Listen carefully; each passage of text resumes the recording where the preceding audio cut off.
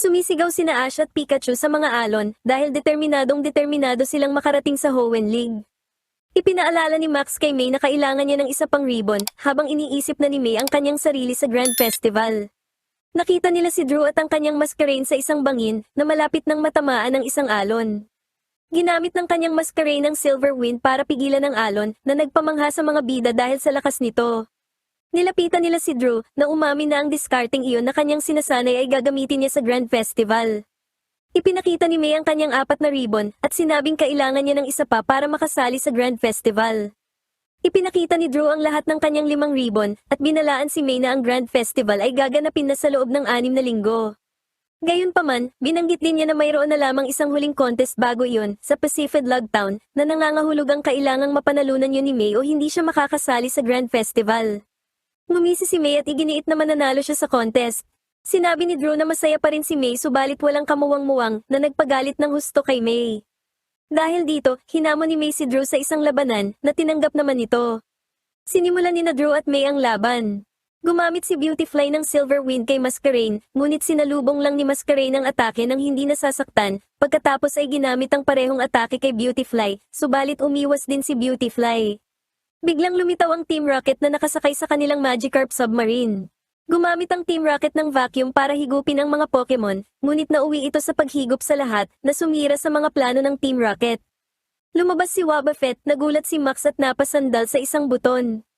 Ang buton na yun ang naging dahilan para umandar ang submarine ng napakabilis pabalik sa tubig. Habang ibinabalik ni na May at Drew ang kanilang mga Pokemon, dinala ng submarine ang lahat sa kailaliman ng dagat. Ilang sandali pa, ang lahat ay napadpad sa isang mahamog na isla. Nagkamalay ang Team Rocket, ngunit hindi nila makita si Wobbuffet kahit saan. Ginaya ito ni Meowth at James para makuha ang pansin nito, habang iginiit naman ni Jessie na muling sinira ng mga bubwit ang kanilang mga plano. Nakabangon na sina Ash, Max, at Brock, ngunit nakitang kailangan nilang hanapin sina May at Drew, na kasalukuyang nawawala. Ayos lang naman sina Drew at May, kahit na ang tensyon sa pagitan nila bilang magkatunggali ay nagpapailang sa kanila. Gayunpaman, nakakita sila ng isang lalaking naglalayag patungo sa kanila sakay ng isang bangka. Sinabi sa kanila ng lalaki na nasa Mirage Island sila, na napaliligiran ng hamog at kakaibang mga whirlpool, kaya mahirap para sa kahit sino na makapunta rito. Naalala ni Drew na sinasabi ng ilang tao na sikat ang islang ito sa lychee berries, na perpekto para sa paggawa ng mga Pokeblock. Naisip ni Drew na walang alam si May, lalo na't mali pa ang pagkabigkas nito sa pangalan ng mga berry.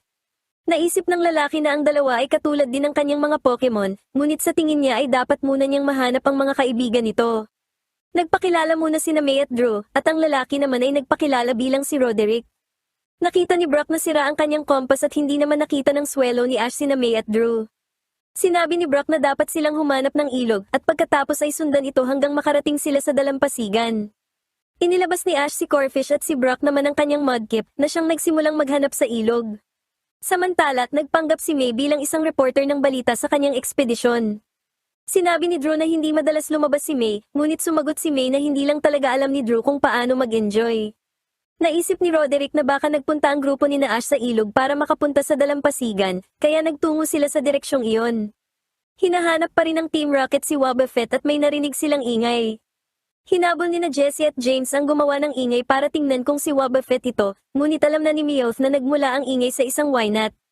Nakarating sina May, Drew, at Roderick sa ilog. Tinanong ni Drew si Roderick kung bakit marami itong alam tungkol sa isla. Umamin si Roderick na humigit kumulang 40 taon na ang nakalilipas, noong siya ay isang coordinator pa, halos malunod siya sa paghahanap sa Mirage Island para sa mga lychee berry. Gayunpaman, napadpad nga siya sa Mirage Island at naalalang may humila sa kanya sa isang kuweba, kung saan niya natagpuan ang mga lychee berry na kanyang hinahanap. Nakakita si Drew sa gilid ng bangin ng isang puno ng lychee berry at sumunod si May sa kanya, ngunit nawasak ang kanilang tinatapakan at nahulog sila sa ilog. Inilabas ni Roderick ang kanyang Bellsprout at pinagamit ito ng Vine Whip, hinawakan ni May ang baging at hinawakan ng kamay ni Drew, ngunit nakabitaw si May sa baging at pareho silang nahulog sa ilog. Sinabi sa kanila ni Roderick na malapit na sila sa talon, at parehong nahulog sina May at Drew pababa rito. Nasalo ni May si Drew pero wala itong malay, kaya pinilit itong gisingin ni May dahil wala siyang sapat na lakas para mahila ito sa dalampasigan. Biglang nakakita si May ng ilang bagay na nagtatalunan sa ibabaw ng mga puno. Naghawak kamay ang mga Pokemon na ito at hinawakan ang kamay ni May. Patuloy pa ring hinahanap ni na Ash, Max, at Brock sina May at Drew. Nakita sila ni Roderick at sinabi nito sa kanila na nahulog sina Drew at May sa talon. Iniisip ni Brock na malamang na naanod sila pababa ng ilog. Nagising si Drew at ipinakita sa kanya ni May ang mga Pokemon na nagligtas sa kanila, isang grupo ng mga Wynat. Binigyan din sila ng isang Wynat ng mga berry na kanilang hinahanap. Kinain nila ang mga berry at nagkomento kung gaano kasarap at katapang ang lasa ng mga ito, ngunit nakatutulong naman upang maging mas malakas ang sinumang kumain nito. Dumating na ang gabi at hindi pa rin nahanap ng Team Rocket si Wobbuffet. Lumapit sa kanila si Wobbuffet habang kumakain ng mga lychee berry. Itinuro sa kanila ni Wobbuffet kung saan ito nahanap ang mga berry at pumunta sina Jessie, James, at Meowth para kainin ang mga ito. Sinabi ni Roderick kina Ash, Brock, at Max na matapos mahanap ang isla, natutunan niya kung paano maglayag sa gitna ng mga whirlpool. Bagamat naninirahan na siya ngayon sa lungsod, umamin si Roderick na paminsan-minsan ay binibisita niya ang isla upang bantayan ang mga Wynat.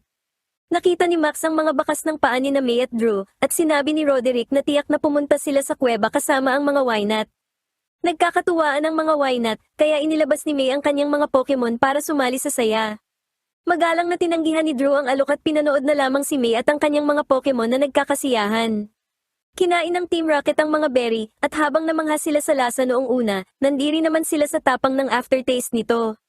Tinukoy ni Meowth ang mga ito bilang mga lychee berry na ginagamit para sa mga Pokeblock. Dahil napakahalaga ng mga berry na ito, nagpa siya ang Team Rocket na nakawin ng lahat ng makikita nila roon. Hindi nagtagal, nakita ni May at Drew ang Team Rocket na nagnanakaw ng mga berry. Hindi sinasadyang nahigop si May sa loob ng makina na kumukuha ng mga berry, kaya nagpa siya ang Team Rocket na itapon na lang siya mamaya.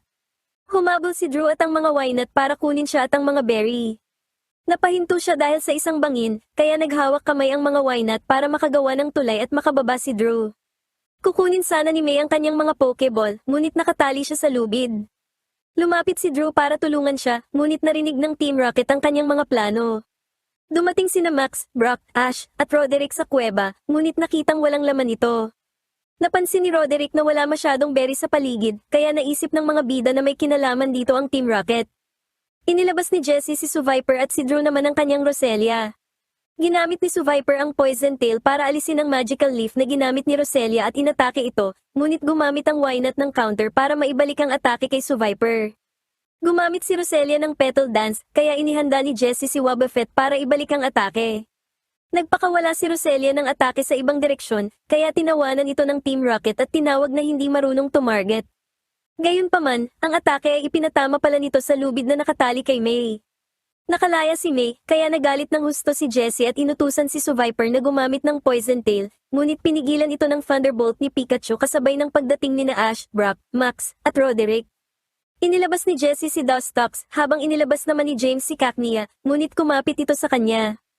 Inilabas ni Drew si Masquerain, na gumamit ng Silver Wind, na nagpawalang bisa sa Poison Sting ni Dustox. Gumamit si Cacnea ng Pin Missile, na pinalakas ng armas ni Meowth, ngunit bumuo ng formation ang mga Wynat at gumamit ng Safeguard, na nagprotekta sa mga bida. Inatake ni Pikachu ang Team Rocket gamit ang Thunder, na nagpahulog sa lalagyan ng mga berry. Gumamit sina Beautyfly at Masquerain ng Silver Wind na tumama sa Team Rocket at sa kanilang mga Pokemon at nagpatalsik sa kanila palayo.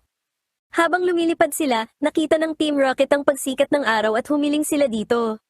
Sa pag-alis nila sa isla, ipinakita ni Roderick sa mga bida ang kanyang larawan noong bata pa siya kasama ang mga Wynat at sinabing ginawa siyang mas mabait ng mga Wynat. Iginiit ni May na ginawa rin siyang mabait ng mga ito, ngunit sinabi ni Drew na makikita niya iyon sa susunod na talunin niya ito, na nagpagalit muli kay May. Binigyan ni Roderick si May ng mga lychee berry na nag-udyok kay May na lalong maging mas determinado na makuha ang kanyang huling ribbon mula sa contest sa Pacific Log Town. Ipinunto ni Ash kung gaano kasabik si May, kaya nasabi ni Brock na siguradong mananalo ito sa gaganaping contest. Ang mga bida ay nakasakay sa isang barko na naglalayag patungong Pacific Log Town. Plano ni May na makarating na doon ng gabi para makapaghanda siya sa pagkuha ng kanyang huling ribbon. Ipinaalala sa kanya ni Ash na kung mananalo siya ay makakasali siya sa Grand Festival. Nakikita na nila ang Pacific Log Island, ngunit isang aberya sa makina ang naging dahilan upang huminto ang bangka. Tinanong ni May si Carlos, ang lalaking nagmamaneho ng bangka, kung makararating ba sila sa isla sa lalong madaling panahon. Sinabi ni Carlos sa kanila na idadaong niya muna ang bangka sa Donto Island. Matapos huminto sa isla, nakita ni Carlos na aabutin pa ng ilang oras bago niya mapagana muli ang bangka. Nadismaya si May, bagaman iginiit ni Carlos na ang tanging paraan para makarating kaagad sa Pacific Log Island ay ang sumakay ng ferry sa kabilang panig ng Danto Island bago sumapit ang gabi. Wala nang magawa si May kundi ang pumunta roon, habang humingi naman ng paumanhin si Carlos sa abala. Alam ng mga bida na hindi kasalanan ni Carlos na nasira ang makina, bagaman hiniling ni Carlos na palarin si May sa contest. Dahil nandito na rin sila, hinimok ni Ash ang lahat na suriin ang paligid para sa mga rare Pokemon. Isang Donphan ang gumulong papunta sa kanila, at narinig ni Ash sa kanyang Pokédex na nag-e-evolve ang Phanpy bilang Donphan. Dahil dito, naalala ni Ash ang kanyang sariling Phanpy at umaasang nasa mabuti itong kalagayan. Sumugod ang Donphan at tumabi ang mga bida bago sila tamaan nito. Nakakita pa sila ng ibang Donphan at naniniwala si Brock na isinasagawa ng mga ito ang kanilang sayaw ng pag-ibig, isang palatandaan ng pagmamahal mula sa isang lalaki para mapabilib ang mga babaeng Donphan. Nang mapagtanto ni May na panahon ito ng pagpaparami, isa pang Donphan ang gumulong at bumalik, kaya gumamit si Pikachu ng Thunderbolt para protektahan si May. Hindi tinabla ng Donphan dahil isa itong ground type, kaya itinulak na lang ni Ash si May sa gilid para protektahan ito. Dahil dito, napilitan ng mga bida na lumayo sa grupo ng mga Donphan upang maging ligtas, kahit pa iginiit ni May na hindi iyon ang daan patungo sa daungan. Nakakita sila ng isa pa, pero mas palakaibig ang Donphan, ngunit tumakbo sila papalayo ng marami pang Donphan ang dumating na gumugulong papunta sa kanila. Habang nagpapahinga ng saglit, napagtanto ng mga bida na ito ang dahilan kung bakit walang bumibisita sa isla, habang nagpanik naman si May dahil baka hindi na siya umabot sa kanyang contest. Inilabas ni Ash si Corphish para protektahan sila mula sa mga Donphan gamit ang water attack. Ipinadala rin ni Brock si Mudkip para tumulong. Mula sa isang burol, tiningnan ng Team Rocket ang mga Donphan. Naisip ni Meowth na gagamitin ito ng kanilang boss para sa bowling, bagaman wawasakin ito ang gusali. Naisip na lang ni Meowth na magagamit ito ng boss sa transportasyon o sa pagmasahe ng kanyang likod, ngunit nagdududa rin si James tungkol doon. Sinigawan sila ni Jessie na wala na siyang pake kung gusto man ito ng kanilang boss o hindi, basta huhulihin nila ang mga ito. Nakakita sila ng isang Donphan na tumatakbo papalayo at hindi nagtagal ay napirat sila ng isang grupo ng mga Donphan. Para pagalingin sila, inilabas ni James si Chimecho. Ginamit ni Chimecho ang Astonish para takutin sina Meowth at Jessie, kaya nagalit sila kay James dahil hindi nito sinasanay ng mabuti ang kanyang Chimecho. Nakakita ang mga bida ng ilang Donphan na nagmamahalan, bagaman nagpalungkot ito kay Brock dahil naalala nitong wala siyang kasintahan. Biglang nakakita sila ng isa pang gumugulong papunta sa kanila, kaya gumamit dito si Mudkip ng water gun at si Corphish naman ng bubble beam. Gayunpaman, tumilapon ito sa isang bato, kaya agad itong pinuntahan ng mga bida para gamutin. Kinuha ni Brock ang first aid kit at nilunasan ng Donphan. Humingi ng paumanhin ng mga bida sa kanilang kalupitan at nakakita sila ng isang shiny at kayumangging Donphan. Ang lalaking Donphan ay na-inlove sa shiny Donphan at gumulong para mapabilib ito, kaya hiniling ng mga bida na palarin siya. Inutusan ng Team Rocket ang kanilang mga Pokemon na pigilan ng mga Donphan upang mahuli nila ang mga ito. Nakakita sila ng ilang gumugulong papunta sa kanila, kaya iniharang nila si Wobbuffet para gumamit ng counter, ngunit napatalsik ito kaya muling napirat ng mga Donphan ang Team Rocket. Inutusan ni Jessie si Chimecho na gumamit ng Heal Bell, ngunit tinakot na naman sila nito gamit ang Astonish. Nagalit si Jessie dahil pinagtitripan sila ni James gamit si Chimecho. Nagpapanggap si May na nasa reality show siya tungkol sa isang ekspedisyon na nagsasabing lumihis sila ng daan at napadpad sa isang isla na puno ng mga Donphan sa panahon ng pagpaparami. Nagulat si Max na hindi natatakot si May, ngunit sumagot si May na yan nga ang dahilan kaya siya nagpapanggap na nasa isang reality show lang siya. Nakita ni Ash ang Donphan na nilunasan ni Brock gamit ang bandage na gumulong papunta sa shiny Donphan. Gayunpaman, mas maraming Donphan ang gumulong para mapabilib ang shiny Donphan. Inatake ang may bandage na Donphan at natalo, kaya hinimok siya ng mga bida na huwag sumuko. Iginiit ni Max sa Donphan na hindi siya dapat sumuko gaya ni May, na nagpahiya naman kay May. Pinalayas ng may bandage na Donphan ang ilang Donphan at nagsimulang gumulong para mapabilib ang shiny Donphan. Biglang lumabas si Snorunt at pinagyelo ang lupa gamit ang Ice Beam. Inutusan ni Ash si Snorunt na muling mag-Ice Beam, ngunit nabigo ito, kaya napagtanto ni Ash na kailangan pa itong sanayin ni Snorunt. Sinubukan ni Snorunt na patunayan ang sarili nito at higit pang pinagyelo ang lupa, pero dahil dito ay nadulas ang mga Donphan. Nadismaya ang shiny Donphan at umalis. Sinubukan ni Ash na ibalik si Snorunt, ngunit tumakbo ito. Mas lalo pang nadismaya si May nang makitang hindi na siya makararating sa daungan. Humukay ng butas ang Team Rocket para hulihin ang mga Donphan. Nakita nila si Snorunt na pinagyelo sila gamit ang Ice Beam. Nagulat ang mga bida sa Team Rocket na tinamaan ang mga gumugulong na Donphan at tumalsik. Ibinalik ni Ash si Snorunt sa Pokeball nito, at pagkatapos ay nakita nila ang mas marami pang Donphan na gumugulong papunta sa kanila kaya napilitan silang tumakbo. Ganun pa man, nakita ni na Ash at May na nahiwalay sila kina Max at Brock. Nagsimulang hanapin ng magkabilang grupo ang isa't isa. Gumawa ulit si May ng isang kunwaring ekspedisyon, pero bigla siyang nagpanik nang maisip na baka habang buhay na silang maligaw. Kalaunan, nakita ni na Ash at May ang huling bangka patungong Pacific Log Island. Pinayuhan ni Ash si May na mauna na, dahil siya na lang ang maghahanap kina Brock at Max, at ipinaalala kay May na wala na siyang pagkakataon para makuha ang huling ribbon para sa Grand Festival. Sinabi ni May sa kanya na gusto niya sana, ngunit hindi maaari, dahil may mga mas mahalagang bagay muna siyang kailangang tuparin. Naalala niya noong nag-iimpake siya ng mga gamit para sa kanilang paglalakbay, dumating ang kanyang inang si Caroline para ipaalam sa kanyang sasama rin si Max. Hiniling ng kanyang ina na samahan niya si Max at protektahan ito, at sumumpa naman si May na gagawin ang hiling nito. Sinabi ni May sa kanyang ina na huwag masyadong mag-alala dahil naroon naman si Ash, at sinabihan siya nitong mag-enjoy sa paglalakbay.